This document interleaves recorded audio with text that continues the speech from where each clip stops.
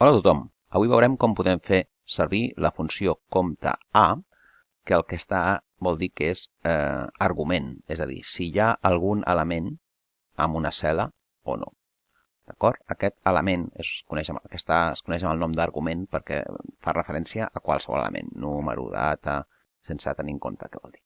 Per exemple, aquí hi ha un exemple d'una biblioteca, d'acord? Si jo vull comptar quants llibres en total té aquesta biblioteca, i vull posar-ho aquí, hauré de fer servir aquesta funció, que és la funció compte A d'argument. D'acord? Faig endavant i ara defineixo on vull que miri si hi ha arguments o no.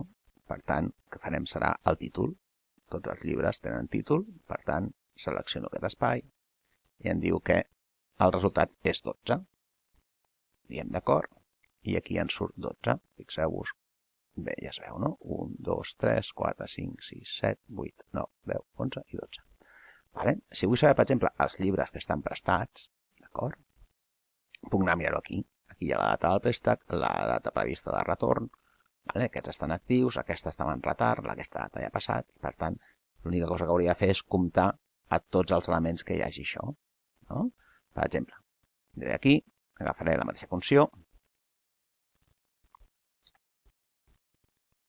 compte A, davant, i diré que ara vull aplicar a aquest interval d'aquí.